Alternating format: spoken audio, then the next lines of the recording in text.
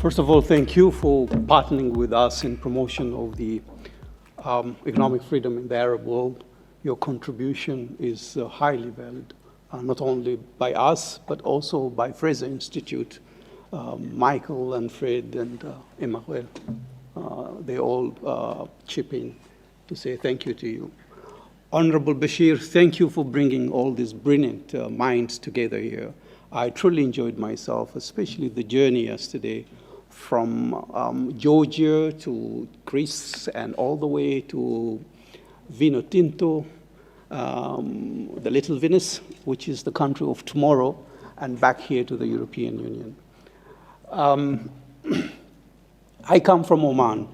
Oman is known as a seafaring nation, and it's based on trading internationally. We have been a trading nation since the time of Sindbad, and we were the first people to go all the way to China looking for new grounds to trade with. And also, we believed, even a long time ago, in free trade. We signed our first free trade agreement with France in 1827, followed by Britain and the United States in 1833. When the Sultanate of Oman was an empire with its capital in Zanzibar, that picture you're seeing right there was my bedroom. And that light there that you see, that was my source of light while I was there. I have lived through pure capitalism system and also through pure communist system. I used to be a guerrilla fighter for Frelimo in Mozambique and in Tanzania. So I have gone through this and came back, and I understand all the good things and the evils of all those systems put together. I revisited the place that I used to live with Michael 12 years ago, and the things didn't change. The lighting was still the same. What you're seeing there, these are the students who would otherwise go to the library to study for the exams, but because the library will be closed at night, there were no lights, they will go into the streets and use the street lights to study. But the amazing thing about this now, 50 years later after I revisited, is that each of those students has a GSM. And you will know that electricity or production of electricity came earlier than GSM. The GSM technology just came recently. How come these guys can afford GSM, which is a new thing, and they cannot afford electricity in their homes? That's something that I was wondering. In these countries, electricity is considered as a necessity, and only governments will produce it, distribute it, and sell to the people. Good luck if the government has the funds. If they don't, you go to the streets. When you go to the streets there, and these guys can access to telephone, it is because they considered it as luxury, and therefore it was not regulated. There were 8 operators in that particular country. First, they competed on pricing. By competing on pricing, you are lowering the prices and you're increasing the market because more people can afford to buy that service. And then they started competing in services. Today, the telephone in that particular country is not just used for communication. It's one of the most important banking instruments by transferring money to each other. And I can mention a number of other issues, such as electricity, water, hospital or health, and education. Governments have no business doing business. They can create an environment that is conducive to doing business and leave the private sector to put their money where it belongs. This is the map of the world. And you can see the countries that are still in the dark and the ones that are shining. And if you were to look into the next one, this is between North Korea and South Korea. Why I put this slide is because when we were talking about economic freedom, people will come to us and say, well, this is against our culture. We don't believe in that. It is against our religion. And if you are, if Fred McMahon here is happy with you, he will even give you Adam Smith tie to make sure that you do have these foreign ideas with them.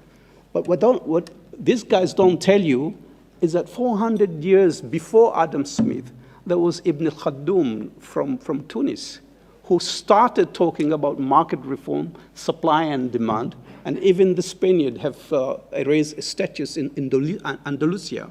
If you go over there, you will see he's still there. He was there 400 years before Adam Smith, but still we consider them as foreign things. Capitalism is supposed to be a bad thing, and if you are a trader or a business person, then you must be corrupt. Then you tell them that the Prophet Muhammad was a businessman, he must be corrupted. And they said, oh, no, you can't do that.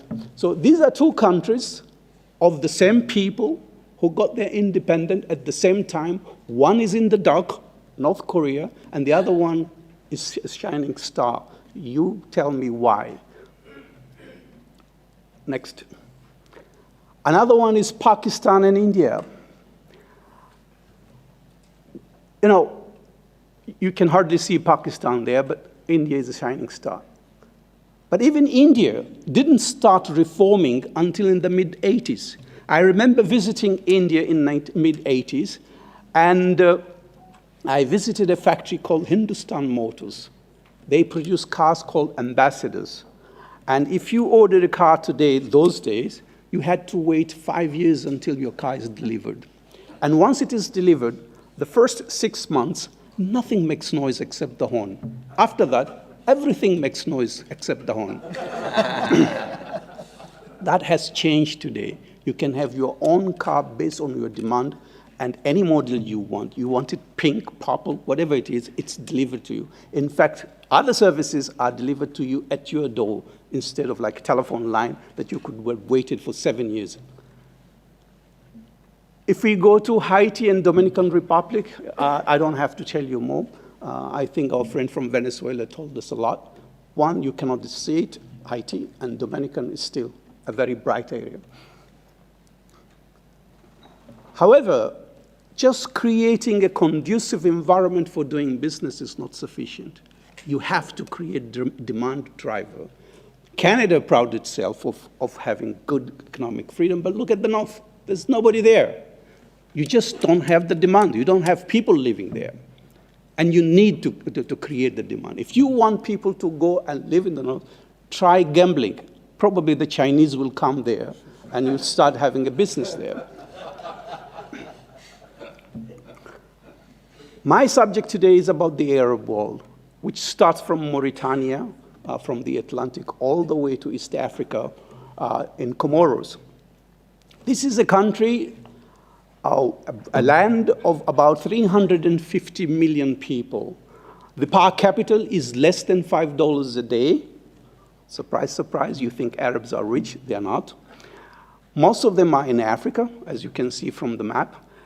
And the unemployment for youth is 27%, at an average 15%. And if we wanted to maintain the status quo, we have to create 50 million jobs in the next 10 years. So why is it so difficult to convince people that this is the way to go? We have so many challenges. I remember when I went to Comoros, I was somewhere just walking at the beach, very nice tropical beach, and I saw a fisherman sitting there with a stick and 2 fish. And I asked him, what are you doing? Why you have 2 fish? I said, I have 1 fish, I'm going to sell it in the market and buy green bananas, and another fish, I'm going to fry it and eat my green bananas with it. So why don't you want to go there and fish and get more money and buy a bigger boat? I said, what for? Well, if you buy a bigger boat, you'll get more money, and then you can afford to go on a vacation in a tropical island and just lay down on the beach. And he looked at me personally and said, what do you think I'm doing right now? So there are more other complicated issues, again, that people who are in their own comfort zones don't want to change. Now, what are the formulas that we recommend? Number 1 is investment in people. You cannot have a society that is competitive if the people are not educated. And don't tell me that it's not in our religion, because the very first word of the Quran is Iqra, which means read, recite. That's the very first word. So investment in people, not in men. If you educate a man, you have educated an individual. But if you educate a woman, you have educated the whole society. I wouldn't be here if it wasn't because of my mother. She was the one behind all my education and made sure that I got what I got today. Equal opportunity. Imagine you have a factory of 100 people, and then you said, oh, wait a minute. 50% of this cannot work here. I will not give them the right to work because of their gender. And another 10% because of their religious faith. And another 10% because of their color of skin. Before you know, you are operating at less than 40% of your installed capacity. How can you be competitive? We believe, in Oman at least, that any person who resides in our country has the potential to contribute to the development of our economy. Especially, again, I come back to women. I am proud to say that in my organization, over 50% of our leadership positions are run by women. And I'm not ashamed of that. And I know in my house, in our home, our hierarchy was very clear. We lived in the farm, so we had all kinds of things. The cockroaches were afraid of the mice, and the mice were afraid of the cat, and the cat were afraid of the dog, and the dog were afraid of my father, and my father was afraid of my mother. But my mother was afraid of the cockroaches again. If we want to do things better, we have also to invest in research, science, and technology. How to do things better. Otherwise, we will be stuck where we are. We don't want to end up just at sweatshops. If you look into the curve of developing a product, the research and development is the one that earns most of the money. Making it is just a sweatshop. Branding it, distribution it, and marketing is another part that will earn you a lot of money. So look at that smile and take one end and the other. Forget about the middle. We talked yesterday about the rule of law in terms of the, can you change that, Leslie? Okay, economic freedom, the rule of law, fiscal and financial policy, ease of doing business, trading with other nations, size of the government, etc. We are measuring this, as Michael has said, for the last 15 years, and I would like to share with you some of these results for different countries. If we were to take the rule of law, the number one in the Arab world was the United Arab Emirates, followed by Saudi Arabia and Oman, and the worst in that category was Somalia, Iraq, and Sudan. If we look into the fiscal and financial policy, again, the number one was Somalia, followed by Jordan and Bahrain, and the worst was Syria, Sudan, and Tunisia. Those are the top three, and the other are the bottom three. I must say, historically, there was a time when Somalia did not have a government for 15 years. This is the time that Somalia registered the most growth. So if you want to return economic growth, form a government. Okay, the ease of doing business. Again, it's divided between credit, labor, and business. If we look into the credit, Lebanon is number one, followed by Palestinian territories, Oman, and the worst from the bottom is Libya, Syria, and Iraq. And if you look into labor regulation, United Arab Emirates is number one, followed by Bahrain and Jordan, and the worst is Morocco, Algeria, and Sudan. And if you look into the regulations of business, Tunisia is number one, followed by Bahrain and Oman, and the worst will be Palestinian territories, Libya, and Iraq. If you put all of them together, Bahrain will be number 1, followed by Lebanon, Oman, and then at the bottom is Libya, Iraq, and Syria. And then the freedom to exchange with foreigners, trading with foreigners. Somalia is number 1 in that area, Bahrain and Sudan. And then you have at the bottom Algeria and Syria. Size of the government. Again, this was covered a lot yesterday with Michael and Fred McMahon. Number 1 is Sudan, Lebanon, and Jordan.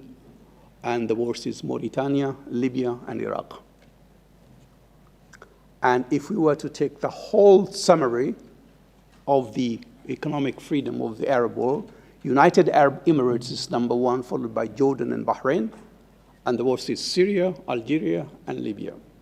I know many people will say, well, you guys in the Gulf, you have oil. That's why you're rich. Libya has oil, has more oil than we did. So did Algeria. Where are they? They're at the bottom. Why? Is it because of the wealth of the nation is underground? No, it's not. It's up here. It's not underground. Dr. Noor here wants to kick me out, so I will stop it here. And thank you very much for your attention.